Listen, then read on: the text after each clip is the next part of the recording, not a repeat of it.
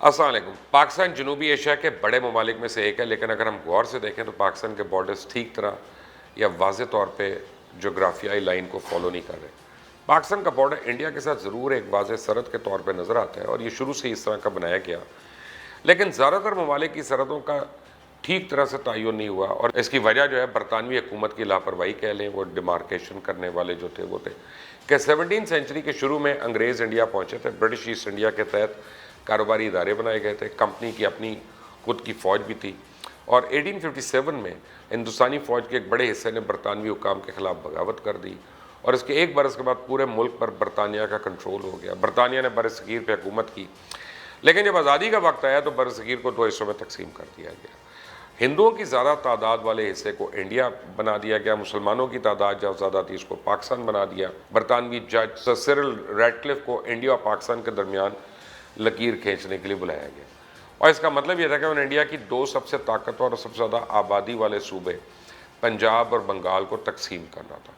Radcliffe اس سے پہلے نہ کبھی انڈیا آیا تھا نہ کبھی واپس گیا۔ جو سرحدیں اس نے طے کی اس سے لاکھوں ہندو، مسلمان اور سکھ ناراض ہوئے۔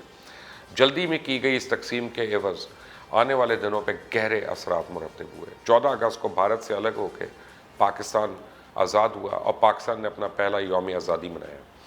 14 اگست کی رات 12 بجے برطانیہ اور بھارت کے درمیان اقتدار کا تبادلہ ہوا، اور 15 اگست کو انڈیا نے اپنا پہلا یوم آزادی منایا۔ 1.25 کروڑ لوگ اپنا گھر بار چھوڑ کے ملک تبدیل کرنے پہ مجبور ہو گئے۔ تقریباً 10 لاکھ لوگ تشدد میں مارے گئے، جیسے مسلمان، ہندو، سکھ سبھی شامل تھے۔ صحیح جغرافیکل باؤنڈریز واضح نہ ہونے کی وجہ سے دونوں ممالک کے لیے بہت سی مشکلات ہوئی، اور ان دونوں ممالک کے درمیان ایک لمبی سرحد ہے، سمندر سے ہوتے ہوئے صحرا، پنجاب کے میدانی علاقے اور پھر کشمیر کے مقام پہ پہاڑی علاقے، جو کہ آج تک ان دونوں ممالک کے درمیان ایک تنازع ہے۔ اس مسئلے کے لیے دونوں ممالک نے بہت سی جنگیں لڑی۔ کشمیر کے ساتھ ایک پہاڑی علاقہ سیاچین بھی ہے، جو آج تک دونوں کے درمیان ٹھیک طرح ڈیوائیڈ نہیں ہوا۔ اقوام متحدہ کے خیال میں تو یہ کوئی مسئلہ نہیں ہے، لیکن پاکستان اور بھارت کے لیے یہ زندگی اور موت کا مسئلہ ہے، اور یہی وجہ ہے کہ یہاں دونوں ممالک کی طرف سے ہزاروں فوجی تعینات ہیں۔ 2003 میں بھارت نے اونچائی والی جگہ پہ قبضہ کیا جس کو جغرافیکل ایج ملی۔ بھارت اس وقت عالمی سطح پہ پاکستان کا سب سے بڑا دشمن ہے، اور ان دونوں ممالک کی سرحدیں اس وقت دنیا کی سب سے خطرناک سرحدوں میں سے ایک ہے۔ اگر بارڈرز کی بات کی جائے تو انڈیا کی نسبت پاکستان کی جغرافیکل پوزیشن شاید زیادہ سینسٹیو ہے۔ انڈیا نے جو کشمیر پہ قبضہ کیا ہے وہ سرحد اسلام آباد سے صرف 83 کلومیٹر دور ہے، لیکن پہاڑوں کی وجہ سے پاکستان اپنا دفاع ٹھیک کر سکتا ہے۔ پاکستان ایک ایسا ملک ہے جس کو آسانی سے بلاک کیا جا سکتا ہے۔ دریائے سندھ ہمارا سب سے بڑا دریا ہے جو کہ ملک کے درمیان سے گزرتا ہے، اس پہ ایک تنگ راستہ موجود ہے۔ کراچی کی بندرگاہ، پاکستان کا 60% کارگو یہاں ہوتا ہے۔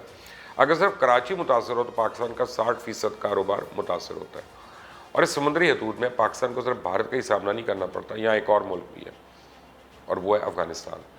برطانیہ نے 1893 میں یہ سرحد بنائی تھی، اور اس میں سب سے اہم مسئلہ یہ ہے کہ سرحد افغانستان اور پاکستان میں رہنے والے پختونوں کے درمیان ہے، اور پختون جو افغانستان کو کنٹرول کرتے ہیں وہ چاہتے ہیں کہ پاکستان میں شامل پختونوں کے علاقے ان کے خواب ہیں، اور اس سے پختونوں کا ایک الگ ملک بن سکتا ہے، یعنی گریٹر اس کا جو بات ہوتی ہے کبھی۔ اور جب پاکستان نے اقوام متحدہ میں شمولیت اختیار کی تو وہ ایک ملک جس سے اس کی مخالفت کی بھارت نہیں بلکہ افغانستان تھا۔ برطانیہ کی سرحدوں کی غلط تقسیم کی وجہ سے پاکستان اس وقت اپنے 2 دشمنوں کے درمیان ہے، جو کہ بھارت اور افغانستان ہے۔ پاکستان نے اپنی حکمت عملی سے بڑی حد تک اس خطرے کو روکا ہوا ہے۔ افغانستان اور پاکستان کی سرحد پہ ایک جگہ بہت پہاڑ ہیں، جس کی وجہ سے دونوں ممالک کی فوج اور پولیس اس کو کنٹرول کرنے میں ان کو بڑی پرابلم ہوتی ہے، اور اس وجہ سے دہشت گرد اور طالبان اس علاقے سے آتے جاتے ہیں یا گزر ہوتی ہے، پورا صحیح علاقہ، اور اس سرحد کو دنیا کی سب سے زیادہ تنازع والی سرحد مانا جاتا ہے۔ اس کے علاوہ 2 اور بارڈرز ہیں جو پاکستان کے ساتھ لگتے ہیں، ایک ایران کا، دوسرا چائنا کا۔ ایران کی سرحد بلوچستان کے ساتھ لگتی ہے۔ بلوچ عوام کچھ نہیں کہتی، لیکن ایران کے ملک میں حکومت ہے، پاکستان میں کہنے کو ہم دونوں مسلمان ہیں لیکن دونوں کا آپس میں فرق ہے، جس کی وجہ سے اختلافات رہتے ہیں، اور ان سب میں صرف چائنا ہے جو کہ اس خطے میں پاکستان کا دوست ہے۔ دنیا یہ بھی جانتی ہے کہ چائنا پاکستان کا سب سے اچھا دوست ہے۔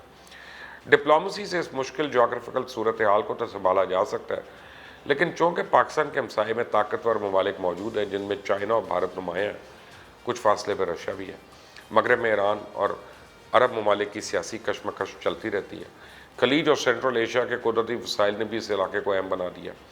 اس علاقے میں امریکی مفادات بھی موجود ہیں، اور اس لیے پاکستان کی خارجہ پالیسی کو چلانا ایک پیچیدہ اور مشکل عمل ہے، کیونکہ اندرونی اقتصادی اور سیاسی کمزوریوں کے ساتھ پاکستان ایک ایسے خطے میں واقع ہے جہاں دنیا کی بڑی طاقتوں کے واضح مفادات موجود ہیں۔ ساتھ ہی پاکستان 3 خطوں کو آپس میں ملاتا ہے۔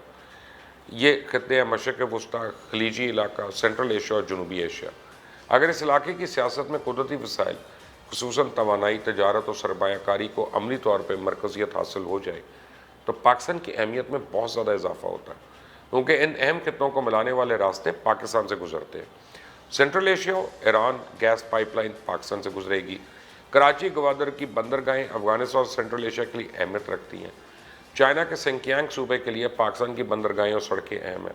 اسی طرح سینٹرل ایشیا کے ممالک کے لیے رشیا اور ایران کی نسبت پاکستان کی بندرگاہیں زیادہ موزوں ہیں۔ آج کی دوستی اور دشمنی اقتصادی اور تجارتی میدانوں میں ہوتی ہے۔ اپنے ہمسایوں سے پاکستان کے تجارتی اور اقتصادی تعلقات محدود ہیں، بلکہ پاکستان کے زیادہ جھگڑے ہمسایوں کے ساتھ ہی ہیں، جن میں بھارت اور افغانستان سر فہرست ہے۔ ایران سے ہمارے محتاط تعلقات ہیں، کیونکہ دونوں کو وقتاً فوقتاً شکایات ہوتی رہتی ہیں۔ اکثر ان شکایات کو دور کر لیا جاتا ہے، لیکن تسلسل سے اقتصادی میدان میں تعاون بڑھنے کا سلسلہ نہیں جاری۔ چائنا واحد ملک ہے جیسے تعلقات بھی بہت اچھے ہیں، اور ایسی صورتحال میں ہمارے پاس ایک ہی امید ہے، اور وہ ہے سی پیک۔ اگر چائنا اسی طرح ہمارا ساتھ دیتا رہے اور ہم صرف سی پیک کے منصوبوں کو بہتر طور پہ مکمل کر کے فائدہ اٹھا لے تو ہماری معاشی حالت بہت بہتر ہو سکتی ہے، کیونکہ جغرافیکلی سرحدوں کی حفاظت اور ان پر موجود تنازعات سے نمٹنے کے لیے معاشی طور پہ مضبوط ہونا بہت ضروری ہے۔ آپ دیکھ رہے ہیں مبشر لقمان یوٹیوب چینل۔ میرا نام مبشر لقمان ہے۔ اللہ حافظ۔